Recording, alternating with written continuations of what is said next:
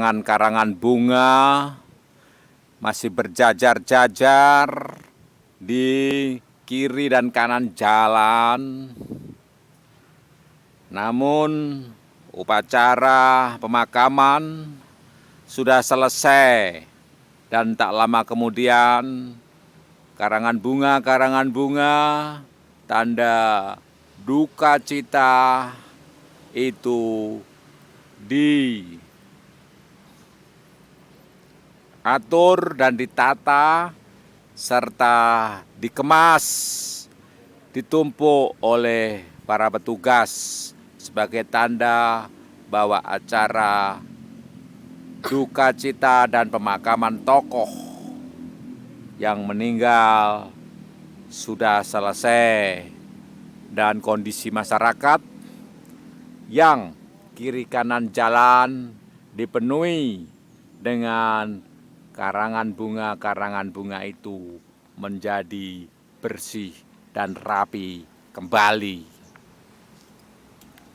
Siapakah yang meninggal yang mengundang para pelayat ucapan, para pemberi ucapan duka cita itu?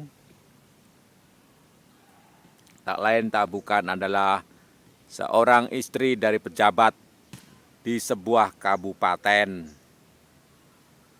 Dan istri itu adalah seorang dokter yang merupakan garda depan dari upaya penanggulangan wabah corona.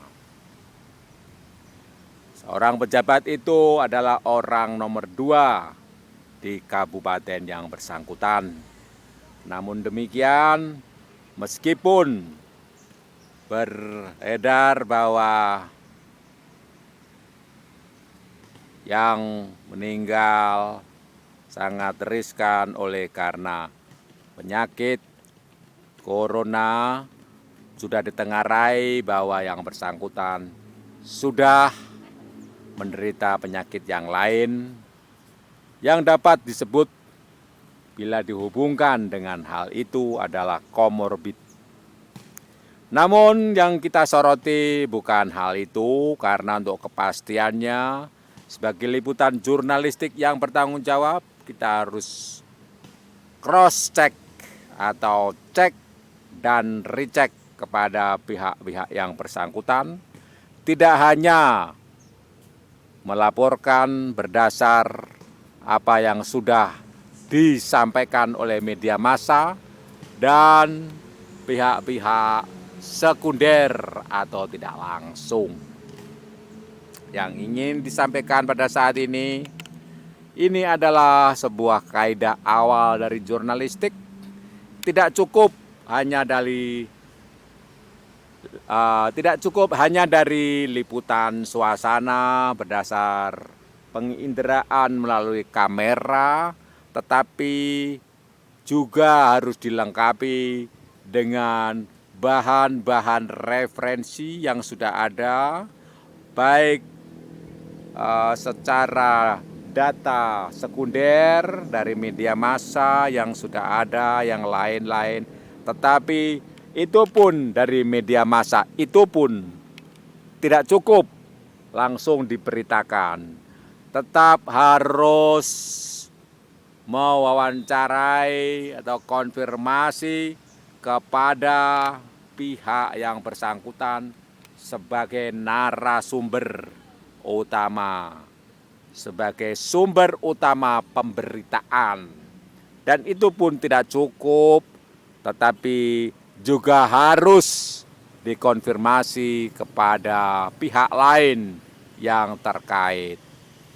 Jadi bisa ada 2 narasumber yang berbeda posisi dan ditambah dengan narasumber pendukung yang lain. Apakah jurnalistik dan jurnalisme kita sudah menjalani hal semacam ini pada saat ini?